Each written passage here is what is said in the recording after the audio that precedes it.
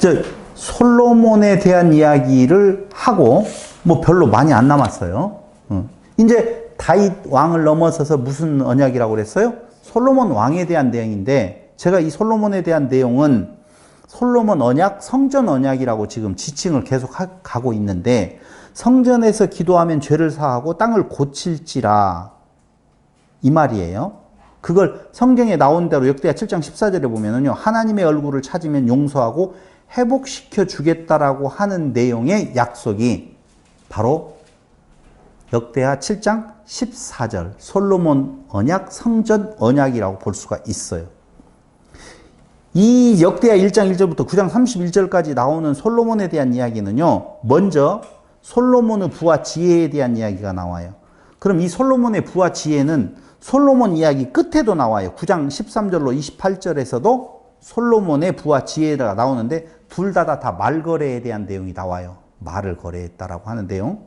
그리고 두 번째로는요, 이방인들의 인정, 그리고 후람과의 거래가 나오는데, 마찬가지로 거기에 대응하는 8장 17절에서 9장 12절도 이방인들의 인정과 후람과의 교역이 나오고, 그 다음에 세 번째 단락에서는 성전 건축과 이방인 노동자들이 나오고, 거기에 대응하는 8장 1절로 16절에서도 다른 건축 공사, 누구에 대한 이야기예요? 첩들에 대한 공사라든가 다른 건물들을 공사하고 이방인들의 노동자가 나오는데, 그 지금 A, B, C, C가 나오고 가운데에 딱 들어가 있는, 코어에 들어가 있는 것이 바로 무엇이냐면은 성전 봉헌에 대한 것과 하나님의 응답이 가운데에 딱 있어요. 솔로몬의 이야기 전체의 내용 중에서는 부, 그리고 건축하는 이방인들이 인정하는 내용, 그 다음에 성전 건축, 다른 건축 공사 가운데에 성전 완공, 봉헌과 하나님 응답이 나오게 되어져 있는데, 이것이 중요해서 여러분들에게 말씀을 드리는 거예요. 그래서 우리가 거기 다시 한번 7장을 잘 살펴보면, 여기 잘 살펴봐야 돼요. 7장. 역대하죠. 역대하 7장.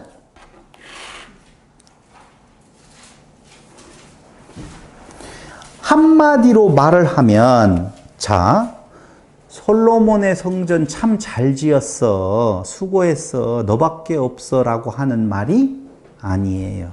그럼 무슨 말이에요? 솔로몬의 지은 성전은 다윗에게 약속한 성전이 아니다라고 하는 거예요. 7장 17절로 18절 보면,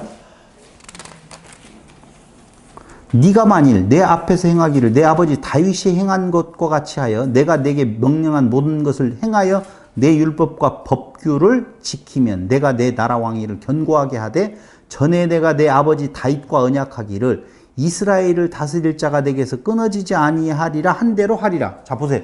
이게 좋은 약속이에요? 안 좋은 약속이에요? 자, 또다시 한 번만 더 써먹을게요. 내가 너에게 50억을 줄게. 50억을 줄게. 그런데 너는 50억을 받으려면 내가 너의 아버지에게 이렇게 말한 대로 잘 행하면 주고, 안 행하면 안 줄 거야. 좋은 약속이에요? 안 좋은 약속이에요? 안 좋은 약속이에요. 신명기의 내용과 똑같아요. 너희가 율법을 지켜 행하면 이렇게 해주고, 못 지키면 너는 이렇게 저주를 받을 거야. 그 말이나 똑같은데, 우리는 이것이 내가 행하기를 내 아버지 다윗 행한 것과 같이 하여 내가 네게 명령한 모든 것을 행하여, 그렇게 행하지 않았잖아, 솔로몬은. 그랬잖아요. 바로 이방 여인들을 데려다가 그냥 이상한 짓거리를 다 해버렸잖아. 그냥 안 좋은 약속이라니까요, 이게.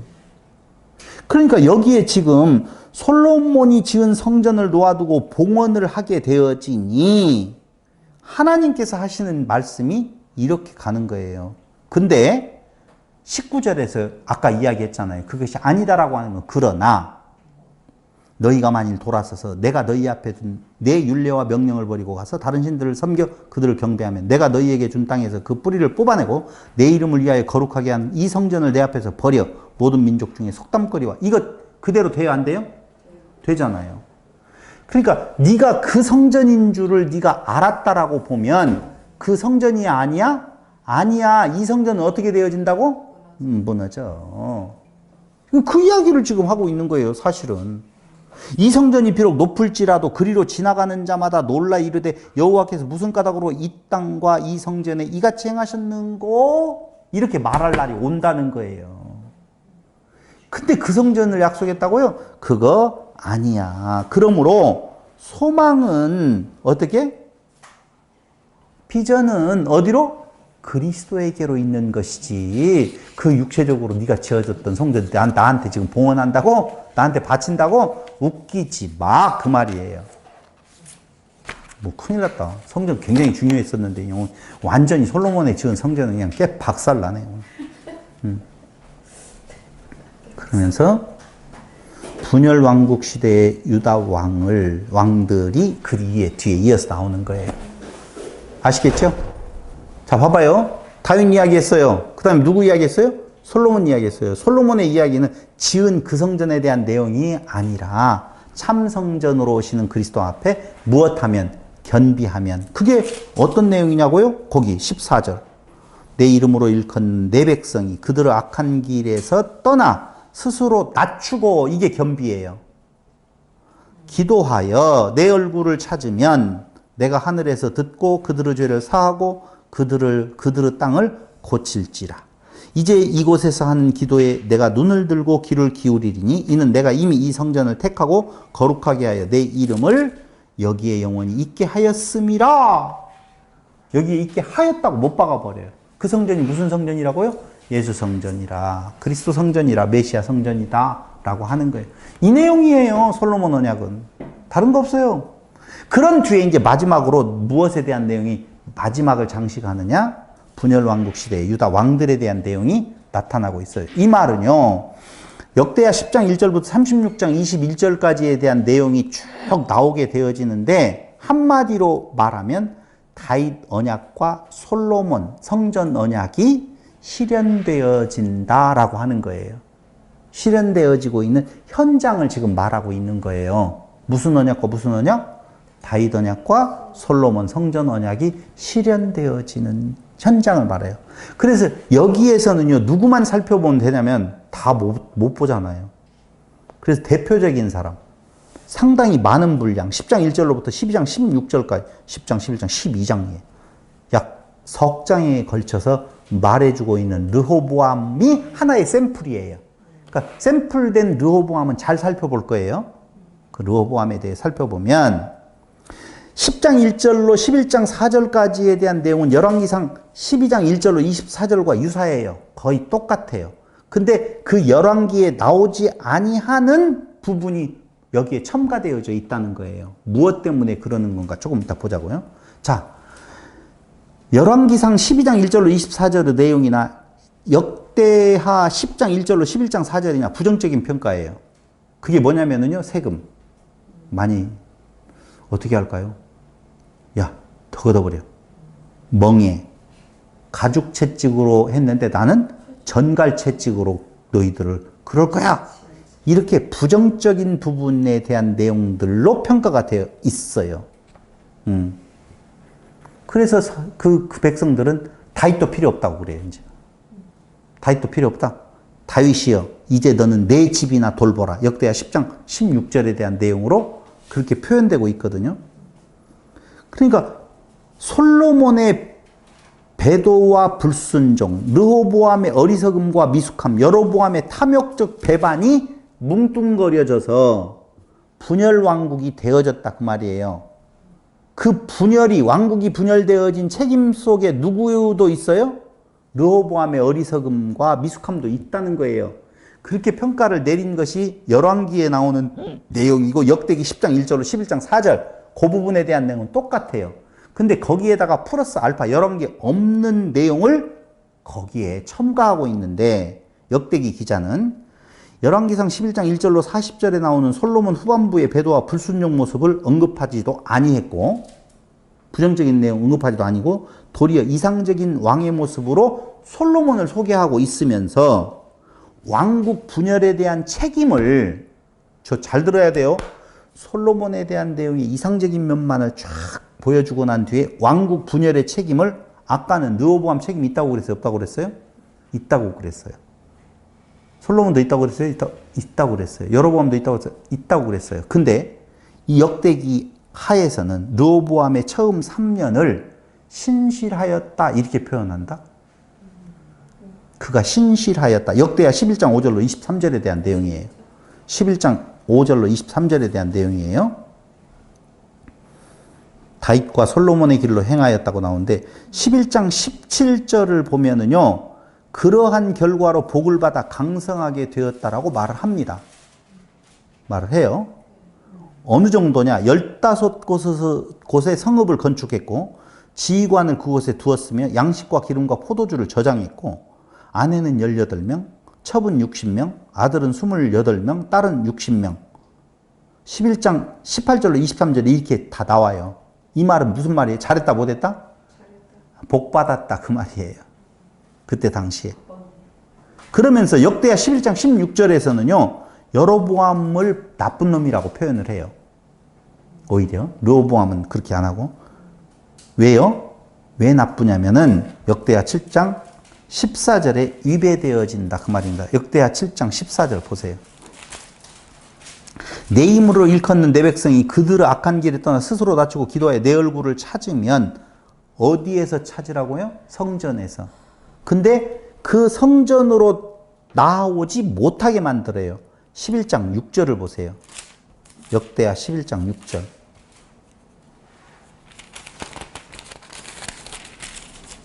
(11장 6절에) 보면 역대하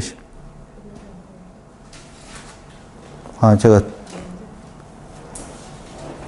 내용은 무엇이냐면요.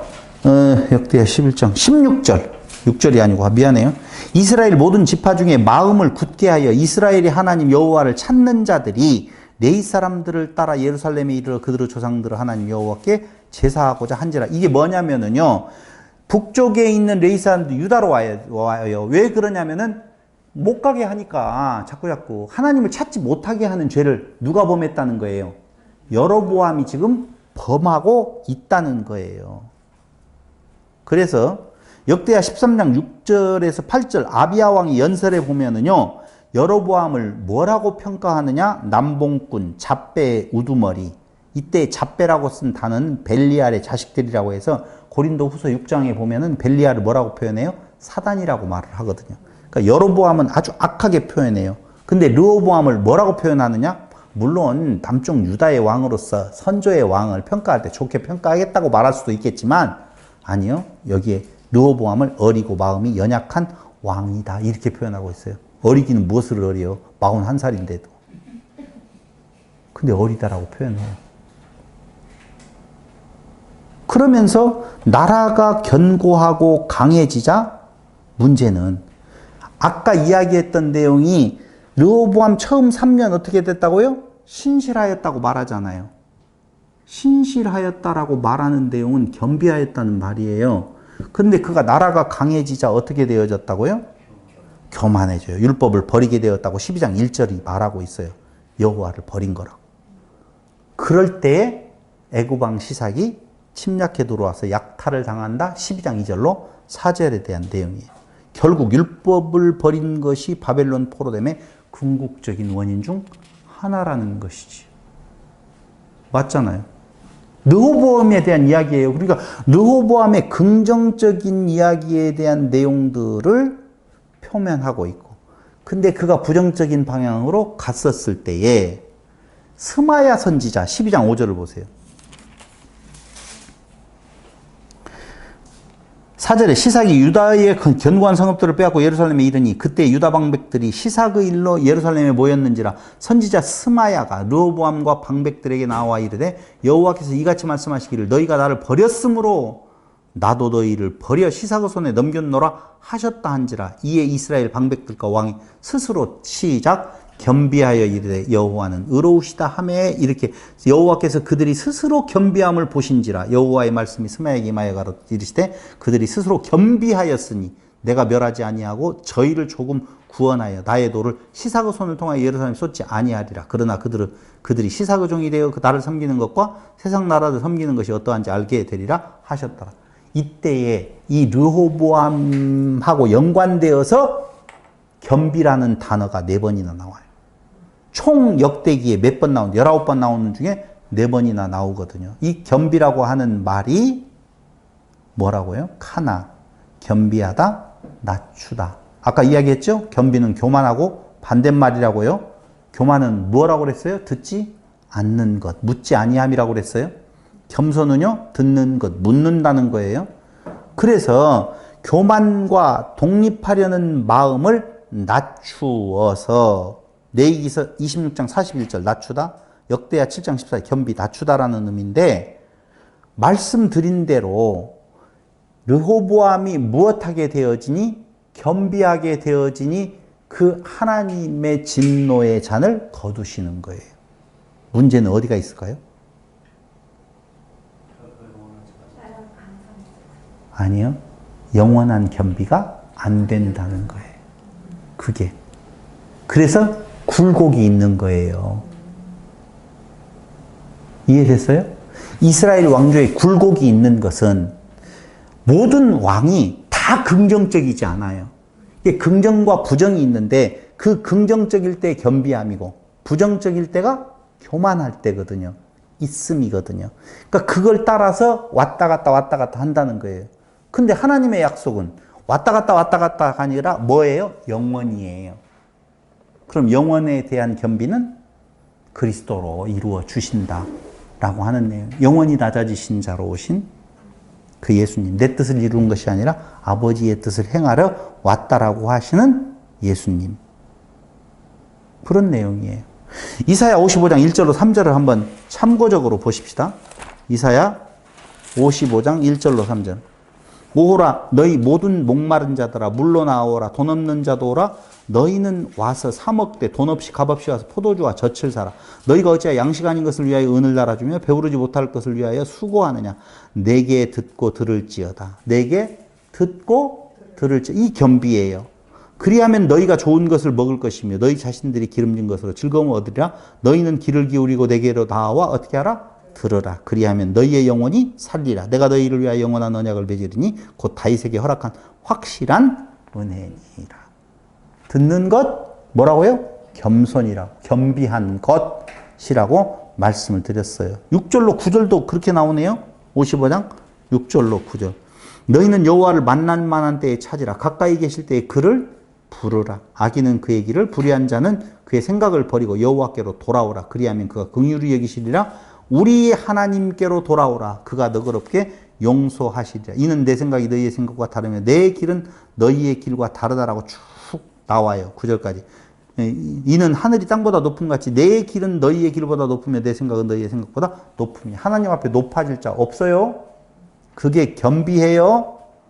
이럴 때에 결론은 뭐냐. 여호와의 율법과 여호와를 버린 악한 자에게도 돌아갈 수 있는 길이 있다는 거예요. 여호와께. 어느 길이에요? 겸비하는 길. 그게 누구 앞에 나아가는 것? 성전에 나아가는 것. 그게 예수 앞에 나아가는 거예요. 그걸 말해주고 있는 거예요. 우리에게 있어서 묵시, 비전, 소망은 어디에 있다? 그리스도에게 있지. 요따이 성 하나 지금 지어놓고 여기에다가 마음 다 써서 왜 우리를 이렇게 놓아두는 거예요? 아니야. 그래. 그 말을 들으시고 하나님께서 그때 이스라엘 독립시켜서 다윗보다도 더 강성한 나라를 만들어 주었어요. 됐어? 뭐가 됐어? 안 됐어요. 뭐가 됐어요? 또 다시 그거 아니라는 거예요. 근데 사람들은 그때만 생각하니까 이때 내가 살아있었을 당시에 내가 잘 먹고 잘 살면 좋겠고 내가 누군가에 의해 드러났으면 좋겠다라고 지금 우리 시대 때도 그걸 생각을 한다는 그 말이죠. 성경이 말해주고 있는 내용은요. 우리 짧은 시간 동안 100여 년 사는 그 기간 동안에 어떻게 사느냐에 대한 관심이면 우리는 헛것 믿는 거예요. 헛것 바라보는 거예요. 그러니까 우리의 바라보는 것은 거기 있는 것이 아니라 무슨 삶? 영원을 사는 삶. 새로운 삶. 전혀 차원이 다른 삶.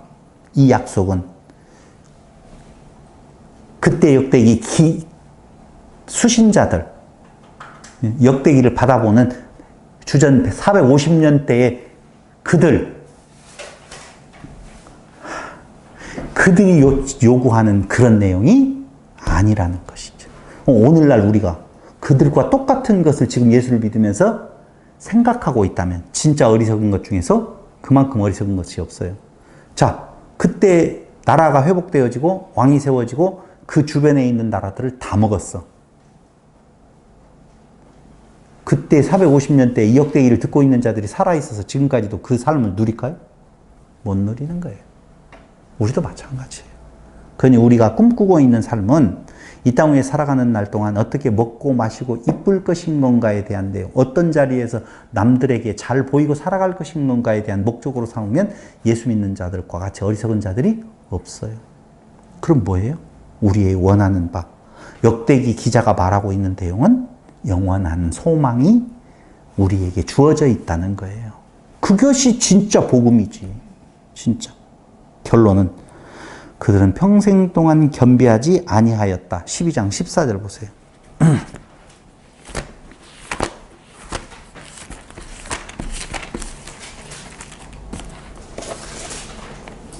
르호보암이 악을 행하였으니 이는 그가 여호와를 구하는 마음을 굳게 하지 아니함이었더라. 봐봐. 도로 마찬가지 돼버렸죠? 르호보암이 악을 행하였죠? 그렇게 되어져요.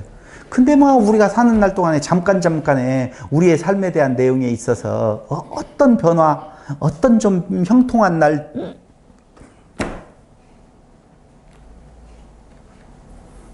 그러므로 영원한 회개, 영원한 겸비가 영원한 속죄를 이루는 것인데 그 영원한 겸비, 영원한 회개는 다 같이 오직 예수 그리스도 안에서만 우리에게 효력이 발생한다는 것이고 여호와를 찾으라, 여호와를 신뢰하라. 이게 마지막으로 던지고 있는 메시지예요. 자, 족보로부터 시작되어진 이야기가 성전을 건축하라로 끝났어요. 그럼 그 이스라엘의 진정한 정체성으로부터 시작해서 우리는 과연 아직도 약속의 백성인가? 다윗에게 한 약속은 어떻게 되어지는 건가? 우리는 도대체 어떻게 살아야 될 것인 건가에 대한 내용이 다 답이 되어졌어요. 무엇을 소망하며 살아가는 거? 그리스도를, 메시아를 소망하며 살아가는 삶이 아름다운 삶이요. 진정으로 그리스도 안에서 살아가는 영혼을 사는 삶이라고 하는 내용인 것입니다. 역대기는 그걸 지금 예언해 주고 있는 거예요. 어떻게 살으라는 말이 아니에요. 행동에 대한 내용은요. 그걸 뭐라고 이야기를 해요? 우리의 가치관이 어떻게 정립이 되어지느냐에 따라, 이 신앙관이에요. 정립되어지느냐에 따라서 행동은 나타나게 되어져 있어요. 그런데 그 행동을 정해놓고 이렇게 행해야 된다라고 말하는 것은 아까 겸비함이 아니라 뭐예요? 교만이에요. 멸망당할 거예요. 그러니 출발은 어디로부터? 하나님의 은혜가 그리스도를 통하여서 우리에게 깨달아 알게 되어지면 그로부터 나오는 행동은 나를 인내라고 못 느낀다고 그랬어요? 항상 뭐라고요? 죽노라라고 그랬어요? 여러분, 지금 보면 요새 일어나는 일들로 인하여서 계층이 분명히 있죠? 돈 같지 않은 계층도 있고요. 다 계층이 있어요. 조금 멀리 가서 보면은요, 세계 속에 계층이 또 있죠? 조금 더 넓히면은요, 동물 세계에서의 계층이 있죠? 최고의 높은 자리를 차지하는 것이 어디예요? 인간이죠? 그렇죠? 개미를 우리가 지나가는 개미를 막 죽이잖아요, 그냥. 이게 개미가 많아. 뭘로 죽여요? 찍찍이를 가지고 막 촥촥촥 붙여가잖아요. 그렇죠? 그 개미가 무슨 의미가 있어요? 근데 아프가니스탄에서 죽는 사람이라든가 이것저것으로 인하여서 개죽음같이, 아니 지금 우리 눈으로 세계 속으로 보는데 여자는 점잖아라고 이야기를 하면서 그냥 사람 취급을 안 한다니까. 그런데 우리는 예수 믿는다라고 하는 교회 안에서 우리가 뭐가 있는 것처럼, 아니 그걸 비웠다 비교해서 미안해요. 정말 미안한데 하나님 앞에서 인간인의 모습이라고 하는 것이 주기에 태어난 뭐하다 똑같다? 짐승 같다. 그런 존재를 하나님 되게 하시는, 하나님 자녀 되게 하시는 것은 오직 무엇밖에는 없어요? 그리스도의 겸비만이. 우리가 겸비하는 거 아니에요. 우리는 영원한 겸비를 못 한다고 그랬어요. 그리스도의 영원하신 겸비가 우리의 영원한 생명을 보장하게 하신다라고 하는 메시아에 대한, 그리스도에 대한 약속의 메시지가 마지막 역대기서가 우리에게 주는 메시지다라고 하는 거예요. 맞췄어요.